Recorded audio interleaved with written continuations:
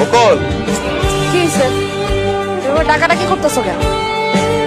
তোমার কাবিনে টাকা দেওয়া আছে। তোমার আমার বিয়ের কাবিন হয়েছিল 5 লাখ টাকা, এখানে 5 লাখ টাকা আছে। এই নাও। কিন্তু তুমি না আমার 2 মাসে কিস্তি দিছিলা। ওই 2 মাসের টাকা আমি তোমার বেশি দিলাম। তোমার কাবিনে 5 লাখ টাকা তুমি বুঝা পাইছো? পাইছি।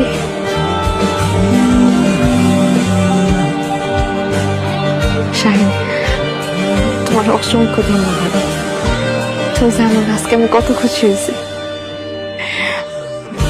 শোনো, আজকে থেকে তোমার আর আমার মাঝখানে আর কোনো দূরত্ব থাকবো না। আজকে থেকে আমি তোমার কাছে আসবো, তোমারে ভালোবাসবো, তোমার আদর করব। আজকে থেকে আমি তোমার স্বামী হিসেবে মেনে নিলাম। তোর মতো মেয়ের কাছে আমি কোনো আদর প্রেম ভালোবাসা চাই না। এমনকি আমি তোর মতো মেয়ের আমার বউ হিসাবেও মানি না। তুমি কি কইতাছো?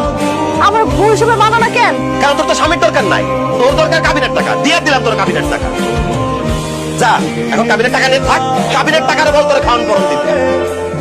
কাবিনের টাকারে বল তোর স্বামীর আদর সোহাগ দিতে। আমি যেহেতু তোর কাবিনের টাকা দিয়ে দিছি, আমি তোর লগে সংসার করবো না। বাইরে হ আমার বাড়ির থেকে। না ভাই, এসব কথা করো না। আমি এই বাড়ি থেকে কোথাও যাবো না। আমার কাবিনের টাকা চাই, কিন্তু আমি আমি তোমার সাথে সংসারও করতে চাই। চুপ কর। তুই জানোস তোর এই কাবিনের টাকার জন্য আমার দোকানটা বন্ধ হয়ে গেছে। আমি রিক্সা চালাইছি, মানুষের হাতে পায়ে ধরছি টাকা ধার নেওয়ার জন্য।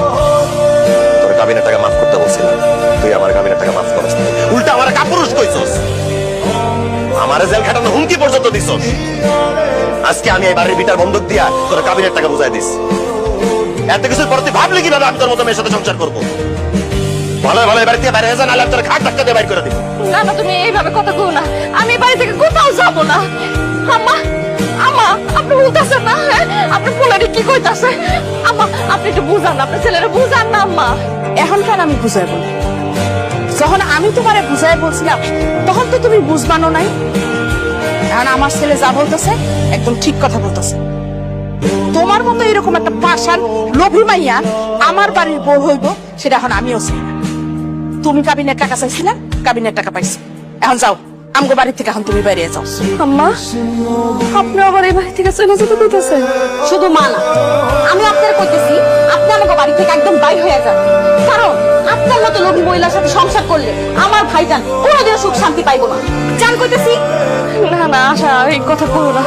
শাহিন, শাহিন, বিশ্বাস করো, আমি তোমার খুব ভালো রাখবো, তোমার সুখে রাখবো। তোর মতো মেয়ের সাথে সুখে থাকার কোনো ইচ্ছাই আমার নাই। কারণ তোর চেহারা দেখলে আমার ঘৃণা লাগে। যা বাড়িতে বেরো, যা বেরো। তোর এই চেহারা সারা জীবনের জন্য না দেখি। যা বেরো।